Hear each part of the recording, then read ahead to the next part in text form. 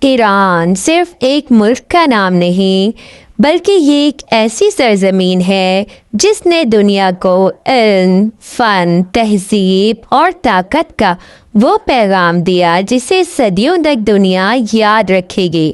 یہ وہی ایران ہے جسے کبھی فارس کے نام سے جانا جاتا تھا، جہاں کے بادشاہ ساسانی سلطنت کے حکمران دنیا کے سب سے بڑے اور طاقتور بادشاہوں میں شمار ہوتے تھے۔ لیکن کیا آپ جانتے ہیں کہ ایران کی اصل عظمت اس وقت شروع ہوئی جب اسلام اس کی سرزمین پر آیا؟ 7ویں صدی عیسوی میں جب عرب مسلمان دنیا کے کونے کونے میں اسلام کا پیغام لے کر جا رہے تھے تو حضرت عمر رضی اللہ تعالیٰ عنہ کے دور میں ایران فتح ہوا۔ یہ فتح کوئی عام فتح نہیں تھی بلکہ یہ ایک تہذیبی انقلاب تھا۔ قادسی اور نہاون کی جنگوں نے صرف حکومتیں نہیں بدلی، دل بدل دیے۔ ایرانیوں نے جب اسلام کو قبول کیا تو دل و جان سے اسے اپنایا اور پھر دنیا نے ایک نیا ایران دیکھا، اسلامی ایران۔ فتح کے بعد ایران نے اسلام کو صرف قبول نہیں کیا بلکہ اس کو سجایا، سنوارا اور دنیا بھر میں پھیلایا۔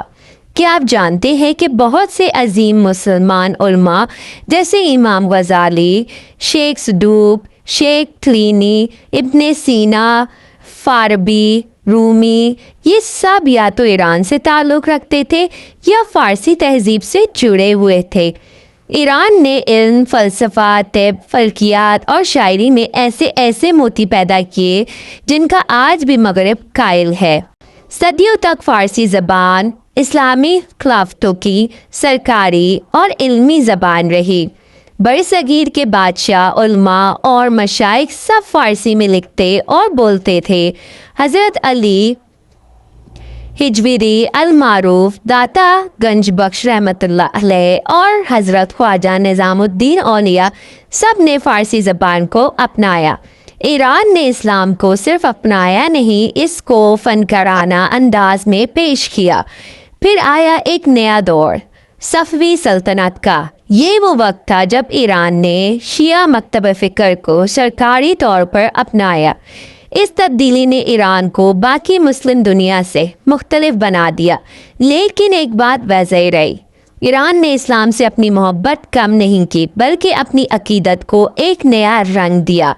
وقت گزرتا گیا اور پھر وہ وقت آیا جب مغربی طاقتوں نے ایران کو کمزور کرنے کی سازشیں شروع کی۔ 19ویں اور 20ویں صدی میں ایران کو پہلے برطانیہ اور پھر امریکہ کی سیاست نے جکڑ لیا، لیکن پھر ہوا ایک ایسا واقعہ جس نے دنیا کو ہلا کر رکھ دیا۔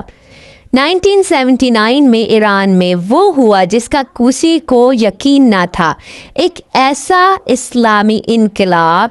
آیت اللہ روح اللہ خامنئی کی قیادت میں ایران نے بادشاہت کو ختم کر دیا اور ایک ایسا نظام قائم کیا جو اسلامی اصولوں پر مبنی تھا۔ یہ انقلاب صرف ایران کا نہیں بلکہ یہ ہر اس مسلمان کے دل کی آواز تھی جو انصاف، خودداری اور اسلامی عظمت کی تمنا رکھتا تھا۔ آج بھی ایران وہ واحد مسلم ملک ہے جس نے کھلے عام امریکہ، اسرائیل اور استعماری قوتوں کے خلاف آواز بلند کی ہے۔ ایران آج بھی دنیا کے لیے ایک معمہ ہے۔ ایک طرف جدید technology, drones, missile, nuclear programme, دوسری طرف سادہ لوگ جو امام حسین علیہ السلام کے نام پر جان دینے کو تیار ہیں۔ ایران نے ایک بار پھر دنیا کو بتایا ہے کہ اگر ایمان زندہ ہو تو دشمنوں کی طاقت کچھ بھی نہیں بگاڑ سکتی۔ آج فلسطین ہو یا لبنان، یمن ہو یا شام، جہاں بھی مظلوم مسلمان ہیں وہاں ایران کی مدد پہنچ رہی ہے۔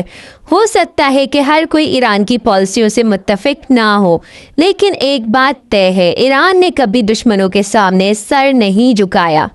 ایران کی تاریخ ہمیں بتاتی ہے کہ جس قوم نے علم کو سینے سے لگایا اور دین کو راستہ بنایا وہ کبھی مٹی میں نہیں ملی۔ ایران صرف ایک ملک نہیں، یہ امت مسلمہ کی جرأت، غیرت اور علم کی پہچان ہے۔